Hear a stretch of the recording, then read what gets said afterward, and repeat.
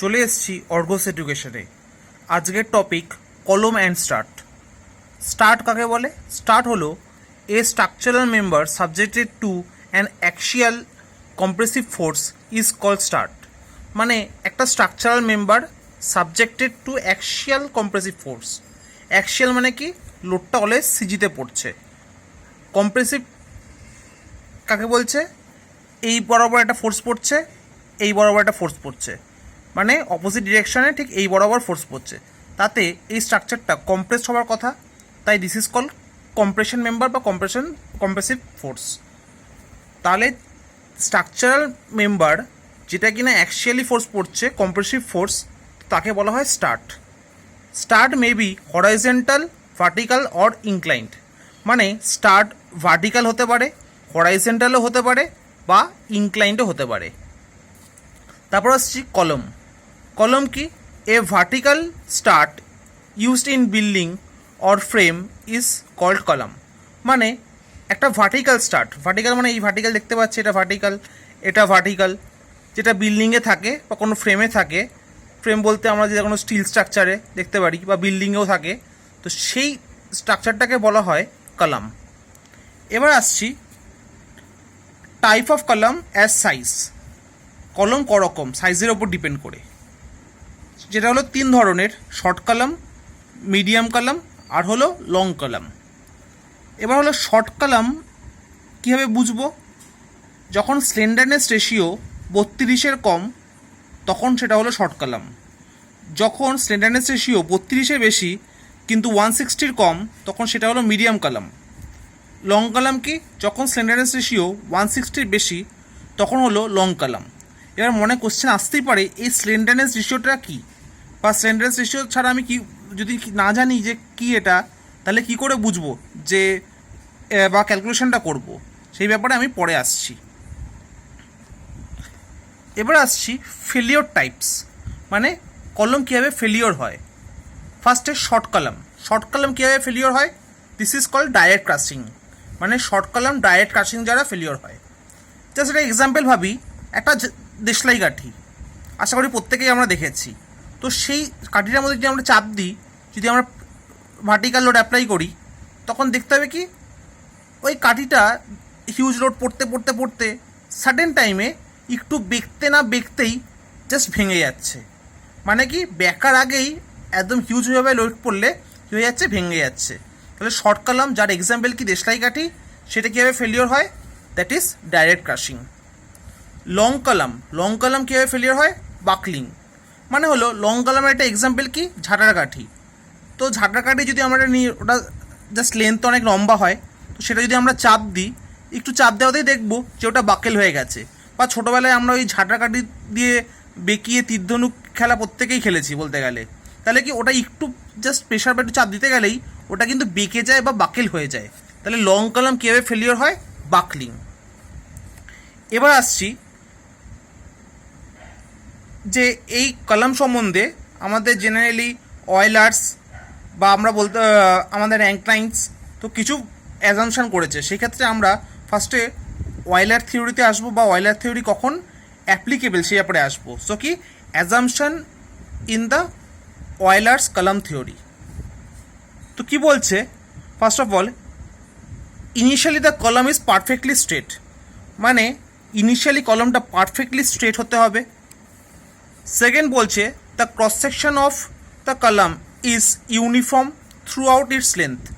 মানে একদম ওপরেও যা ক্রস সেকশন থাকবে, একদম বটমেও সেম ক্রস সেকশন থাকতে হবে থ্রু আউট ইটস লেন্থ। তিন বলছে, the load should be applied axial. মানে কি, লোডটা অ্যাক্সিয়ালি মানে সিজিতে অ্যাক্ট হতে হবে। চার নম্বর কি বলছে? The column material is perfectly elastic, homogeneous and isotropic and obeys the Hooke's law. মানে কলাম মেটেরিয়াল পারফেক্টলি ইলাস্টিক হবে, হোমোজেনিয়াস হবে, আইসোট্রপিক হবে, আর হুকস ল মানতে বাধ্য হবে। পাঁচ নম্বর হলো, column length should be very large with respect to the cross section. মানে হলো কলামের লেন্থ, কলামের এই লেন্থ খুবই বেশি হবে কার তুলনায়? ক্রস সেকশনের রেসপেক্টে। মানে আমরা ইনডাইরেক্টলি বলতে পারি এটা লং কলামই বলছে। আগে বলছে column should be failure due to buckling. মানে কলাম বাকলিংয়ে ফেলিয়ার হবে। এবার বাকলিংয়ে কোন কলাম ফেলিয়ার হয়? Long column. তা আমরা বুঝতে পারি যে অয়েলার থিওরি যেই যে অ্যাজামশনটা আসছে, তো সেটা বা অয়েলার থিওরি একমাত্র অ্যাপ্লিকেবল কার জন্য? লং কলামের জন্য। সো এখানে যখন আমি কলাম সম্বন্ধে বলছি, তো আমাকে ওটা নিয়ে জানতে হবে। আমি মনে করি এটা বিল্ডিং স্ট্রাকচার, তো এটা হলো আমার গ্রাউন্ড ফ্লোর বা নিচতলা, এটা হলো ফার্স্ট ফ্লোর মানে একতলা, বা যেটা বাংলায় বলে দ্বিতীয় তলা। তো সেক্ষেত্রে এই আমার একটা স্ট্রাকচারাল মেম্বার কলাম যেটা ভার্টিক্যাল আছে। তো আমি মনে করছি এই ক্ষেত্রে এই ব্যক্তিটি গ্রাউন্ড ফ্লোরে দাঁড়িয়ে আছে, এই ব্যক্তিটি ফার্স্ট ফ্লোরে দাঁড়িয়ে আছে। তো এই যে কলামের লেন্থ, যেটাকে বলা হয় আনসাপোর্টেড লেন্থ, সেটা কতটা?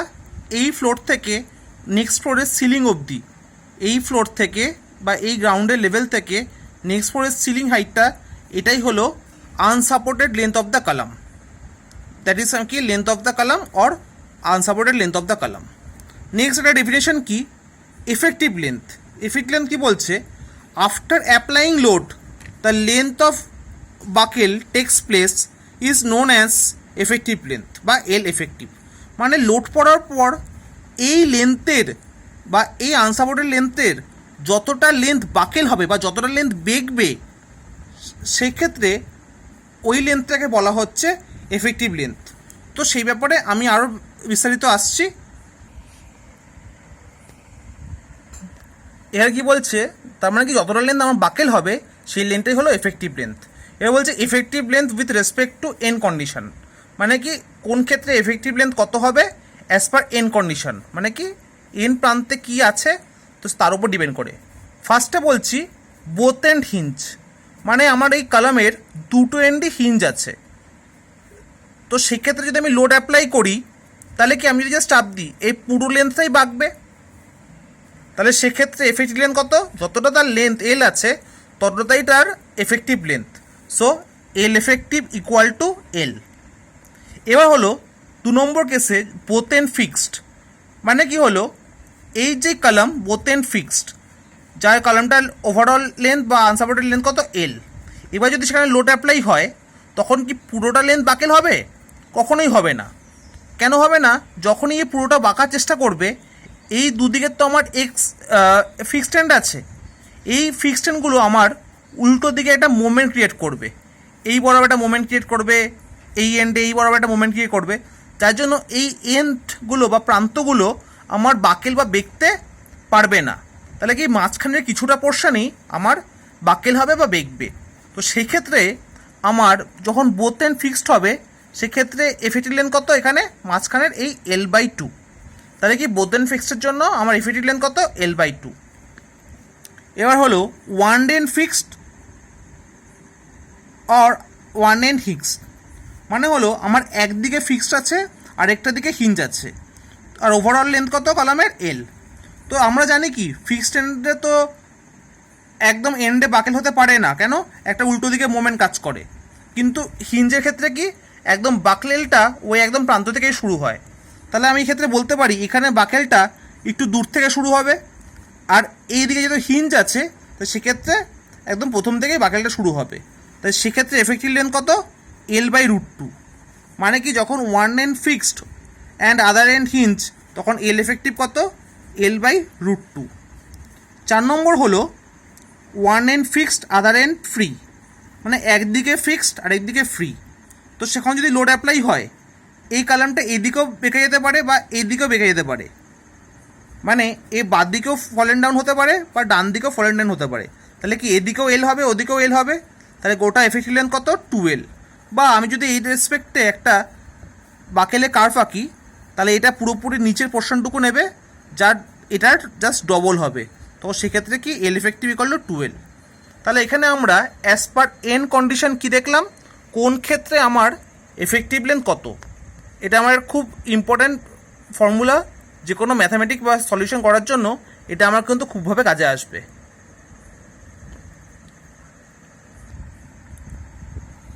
নেক্সট আমরা চলে আসছি অয়েলার্স ফর্মুলা ফর ক্রিপলিং লোড। মানে একটা কলাম কতটা লোড সে ক্যারিও করতে পারবে বা কতটা লোড তার নেওয়ার ক্ষমতা, সেটাই হলো আমার ক্রিপলিং লোড। তো ক্রিপ্লিং লোডের ইকুয়েশন কি?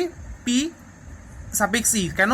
যেহেতু এটা ওয়েলার থিওরি বা Euler formula, that is pi square EI divide by L effective square. সেক্ষেত্রে ই কি? ই হলো মডুলাস অফ ইলাস্টিসিটি, আই কি? Least moment of inertia. আমরা জানি আই এক্স অ্যাক্সিসেও হয়, আই জেনারেলি ওয়াই অ্যাক্সিসেও হয়। তো সেক্ষেত্রে যেই মোমেন্ট অফ ইনার্শিয়াটা কম হবে, যদি এক্স হয় তাহলে এক্স অ্যাক্সিস, আর যদি ওয়াই হয় তাহলে ওয়াই অ্যাক্সিস, আমি সেই মোমেন্ট অফ ইনার্শিয়াটাই কনসিডার করব। এল ই এফেক্টিভ মানে কি? Effective length. এবার এই ক্ষেত্রে আমার একটা ডেফিনেশন জেনে রাখতে হবে, that is slenderness ratio. Slenderness ratio কাকে বলে? That is L effective by K, মানে হলো effective length divide by K. K মানে হলো রেডিয়াস অফ জাইরেশন। এবার এই রেডিয়াস অফ জাইরেশনটা কি আমি এখানে আসছি। সাপোজ আমি একটা এখানে বডি কনসিডার করেছি যার টোটাল এরিয়া কত? এ। এবার আমি এখানে একটা অ্যাক্সিস নিয়েছি, এদিকে ওয়াই অ্যাক্সিস, এদিকে এক্স অ্যাক্সিস। তো এর ক্ষেত্রে এই বডিটার সেন্টারটা জাস্ট যদি রোটেট করতে চায় তাহলে অ্যাক্সিস থেকে তার সেন্টারে যে দূরত্ব, তখন সেটাই হলো আমার রেডিয়াস অফ জাইরেশন। মানে হলো এই বডির যে সেন্টার, সেই সেন্টারটা আমার অ্যাক্সিস থেকে যত দূরে আছে, মানে মোদ্দা কথা হলো যদি আমি এখানে এক্স অ্যাক্সিস থেকে কনসিডার করি, এর সেন্টারটা কে দূরে আছে। আর যদি আমি সেক্ষেত্রে আবার যদি এটাও বলি যে ওয়াই অ্যাক্সিস থেকে এর সেন্টারটা কত দূরে আছে, সেটাও কে দূরে আছে। যেহেতু আমার এক্স অ্যাক্সিস থেকে এটা কে দূরে আছে, কেটা, তাই এটা আমি কে এক্স করলাম, মানে কি radius of gyration with respect to K X axis. আর যেটা ওয়াই অ্যাক্সিস থেকে আছে রেডিয়াস অফ জাইরেশনটা, সেটা হলো কে ওয়াই, মানে ওয়াই অ্যাক্সিসের রেসপেক্টে। আমরা একটা ইকুয়েশন জানি, mathematical equation, I equal to কি? এ কে স্কোয়ার। আই কি? Moment of inertia, equal to a means total area, K means radius of gyration. তাহলে কে এর ভ্যালু কত হবে? এটা এদিকে চলে আসছে, মানে K equal to I by A. যেহেতু তার রুট ওভার করতে চাই, তাহলে কী হবে? K equal to root over of I by A. K equal to কি? Radius of gyration. এবার কখনো কখনো এই আমার একটা বেসিক ফর্মুলা আছে অয়েলার্স থিওরি, তো সেক্ষেত্রে কখনো কখনো আমার একটু ঘুরিয়ে ফর্মুলা ইউজ করতে হয়, তাই সেক্ষেত্রে আমি ফর্মুলাটা জেনে নিচ্ছি। We can also say PE মানে crippling load due to Euler's theory pi square EI divide by L effective square. এবার আমি কি জানি আই মানে কি? I equal to A K square. আমি কি লিখলাম? পাই স্কোয়ার ই, আই এর জায়গায় কী লিখলাম? A K square divide by L effective square. এবার এই পাই স্কোয়ার ই এটা আমি রেখে দিলাম। এই যে ওপরে যে কে স্কোয়ারটা আছে, সেটা কি ওপরে যে কে স্কোয়ারটা আছে সেটাকে আমি নিচে নিয়ে গিয়ে কে এর হোল স্কোয়ার করতে পারি। মানে কখনো যদি ইকুয়েশনে থাকে Y square X square divide by Z square, তো এই এক্স স্কোয়ারটা আমি এখানে গুণ না করে ওপরে জেড স্কোয়ারের জেড বাই এক্সের হোল স্কোয়ার যেরকম লিখতে পারি, ঠিক তেমনি এই ওপরে কে স্কোয়ারটা আমি এখানে না লিখে আমি নিচে এল এফেক্টিভের নিচে নিয়ে এসে তার স্কোয়ারও করতে পারি। মানে সেক্ষেত্রে আমরা ঘুরিয়েও বলতে পারি that is crippling load due to Euler's theorem, that is pi square E A divide by L by B, L effective divide by K whole square. মানে মোদ্দা কথা এই পোর্শনটা কি? Slenderness ratio. তাহলে কি আমরা বলতে পারি কি? Pi square E A divide by slenderness রেশিওর স্কোয়ার। নেক্সট আসছি সেফ লোড পিএস। কি বলছে? That is crippling load divide by factor of safety. মানে ক্রিপ্লিং লোডকে যদি ফ্যাক্টর অফ সেফটি দিয়ে ভাগ করি, সেক্ষেত্রে আমার আসবে সেফ লোড। সো তাহলে আমরা ঘুরিয়ে কি বলতে পারি? সেক্ষেত্রে আমরা ঘুরিয়ে বলতে পারি যে ফ্যাক্টর অফ সেফটি মানে হলো crippling load divide by safe load. ব্যাপারটা কি? সেফ লোড বা ব্যাপারটা আমি আসছি। মনে করি তুমি একটা ছাত্র, তো তুমি 50 কেজি লোড চাপাতে পারো, বা 50 কেজি নেওয়ার ক্ষমতা তোমার আছে। তো একদিন তুমি আমাকে এসে বললে, স্যার আমাকে লোড দিয়ে দিন, আমি সেটা নিতে পারবো। তুমি বলো, স্যার আমি 50 কেজি নিতে পারি। তো তুমি বলতে ভুলে গেলে যে সেদিকে তোমার হয়তো কোনো কারণে পা ব্যথা আছে বা গা ব্যথা আছে, বা সেক্ষেত্রে কখনো এরকম হতে পারে যে ওই ফ্লোরটা একটু স্লিপারি।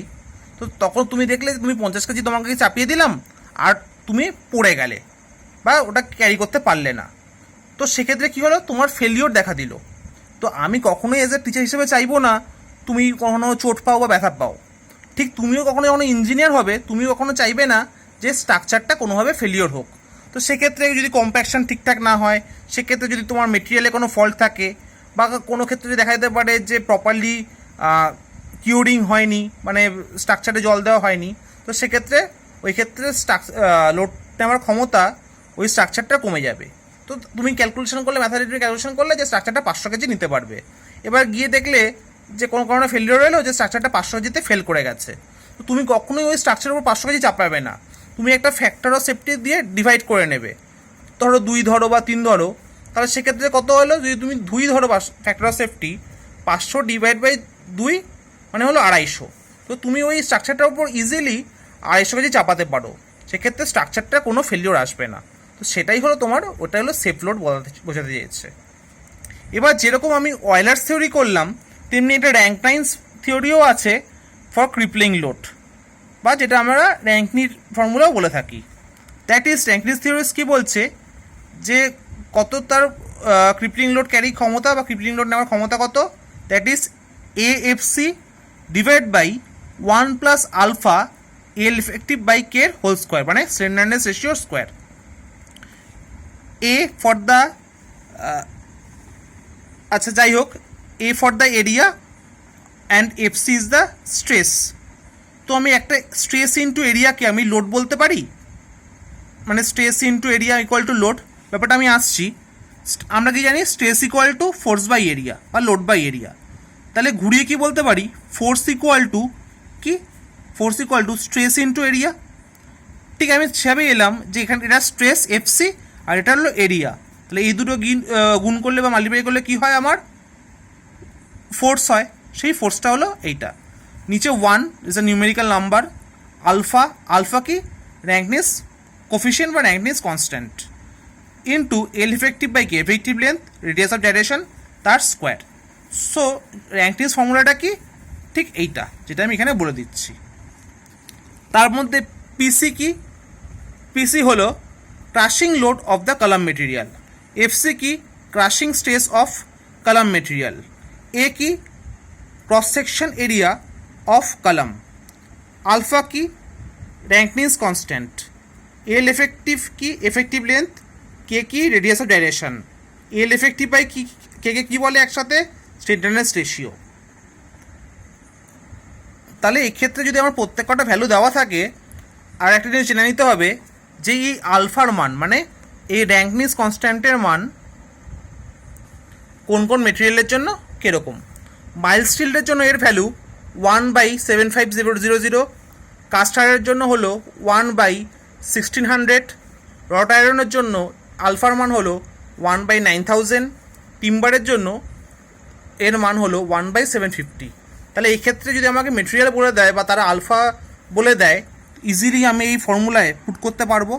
আর বাদবাকি যদি আমার গিভেন ডাটাগুলো থাকে, সেক্ষেত্রে আমি ক্রিপলিং লোড বার করতে পারবো কি র্যাঙ্কনেস ফর্মুলায়। আর যদি কখনো সেফ লোড বার করতে বলে, এটাকেই আমি ফ্যাক্টর অফ সেফটি ভাগ করবো, তাহলে ইজিলি সেফ লোড বার করতে পারবো।